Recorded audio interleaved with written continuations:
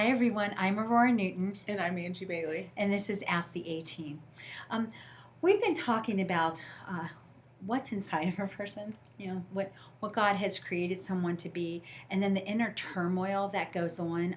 And this was spurred from something that I found as I was going through some old paperwork from someone I love really dear, just something that they had written, a heart's cry out, and it just really resonated, even to this day, with things I see in different people's lives, and I know that they've struggled with in their lives. That to this day, there's still that heart cry inside them, and I know that for me and you, like our whole lives have been marked by these things that God has called us to, and this constant pounding, pounding, pounding, that the enemy tries to discourage us, discredit us, tries to isolate us, come against us in every way.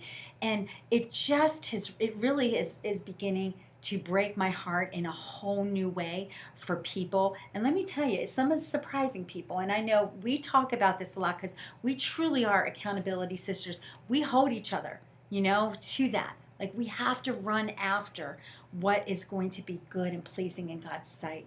And so one of the things that he's really been showing me is those people, and we all have them, and maybe we've all been them before, but that are really trying to be the center of attention. And I'm not talking about when you've been called to, be a speaker or something like that. You know what I'm talking about, those ones that are vying for the center of attention, and sometimes they can be really brassy or loud or are hard to be around. Those people have a great call on their life, and the enemy is lying to them, and he's telling them that they are less than. So they try to compensate. So Compensate for they try to be more than. And then what happens is a train wreck, and then everybody around them is either A, laughing or talking about them, or B, trying to get up close to them because they're afraid of the fallout if they don't. And so it's just been really tearing me apart to see different people, people that are close to me, and then people that I barely know. But just that vision or that discernment that God gives us to see into what's really going on. Absolutely. And that makes me think that each and every one of us, whatever our struggle may be, whether we have always felt isolated, Yes. And outside the pack, or whether we feel like we have to vie for that position, whatever it may be, it just goes to prove that God has placed something inside each and every one of us so unique. And the enemy comes along, and you guys, he's so stupid. He does the same trick every single time, but if he can convince you that he's only doing it to you, Right. we get that isolation. Oh, we get that. that's the worst. And he does it every single time. So the ones that are vying, for that position, they are enough. God has called them to something. And they don't have to make things happen. They don't have to, that he has something for them to walk into. Yeah. And for the ones that feel isolated, listen, God put that inside of you so you don't, so you're not a man pleaser. But the enemy is telling you that you're all alone, and that is simply not true. That is a lie straight from the pits of hell.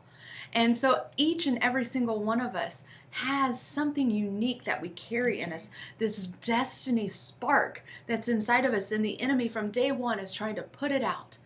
And from day one, Jesus is like calling that out and like strengthening that.